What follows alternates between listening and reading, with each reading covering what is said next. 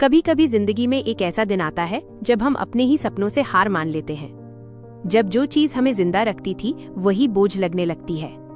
आज की कहानी उसी दिन की है, the day I quit my dream. वो सुबह बहुत अलग थी। सिया ने अपनी डेस्क से वो पुरानी डायरी उठाई, वही जिसमें उसने सालों पहले अपने सपनों को लिखा था। एक दिन मैं एक बड़ी सिंगर बनूंगी। पन्नों पर लिखी लाइन देखकर उसने हल्की सी हंसी दी, जैसे अपने ही मासूमियत पर तरस आ गया हो। 5 साल हो चुके थे। 5 साल से वो music competition, studio recordings, rejection और अकेलापन झेल रही थी। हर बार कोई न कोई कहता, तुम में टैलेंट तो है लेकिन मार्केट को कुछ और चाहिए।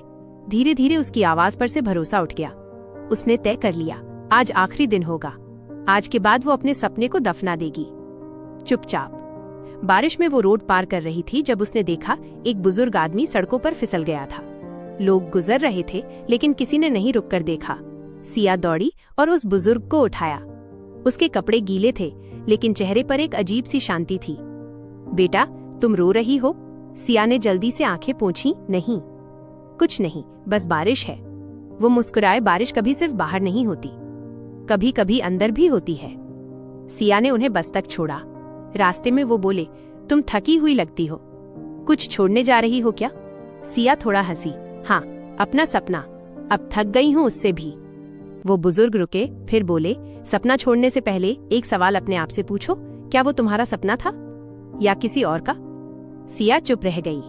वो बोले, अगर वो तुम्हारा था तो वो तुम्हें छोड़ने नहीं देगा। वो बार बार लौटेगा, हर आवाज, हर धड़कन में। और अगर वो तुम्हारा नहीं था तो छोड़ दो, हल्का लगने लगेगा।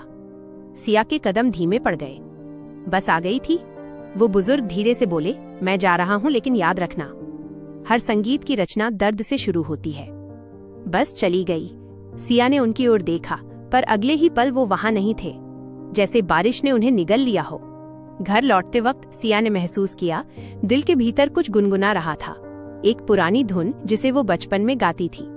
उसने मोबाइल उठाया और पहली बार बिना डर के, बिना परफेक्शन की चिंता के, बस दिल से रिकॉर्ड किया। आवाज कांप रही थी लेकिन सच्ची थी। उसने वो वीडियो पोस्ट कर दिया, बिना किसी उम्मीद के। अगले दिन जब उठी, इनबॉक्स भरा था। लोग लिख रहे थे, इसमें कुछ ऐसा है जो दिल को छू गया। आपकी आवाज में सच्चाई है, आपने मेरी जिंदगी बदल दी।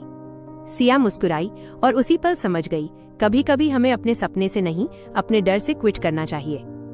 कुछ महीनों बाद सिया उसी पार्क से गुजरी जहां उसने उस बुजुर्ग को देखा था। एक बेंच पर वही जगह, लेकिन कोई नहीं था। उसके पास एक बूढ़ा भिखारी बैठा था जो मुस्कुराते हुए बोला, बेटा, बारिश फिर आने वाली है, संभल जाना। सिया ने पलटकर देखा।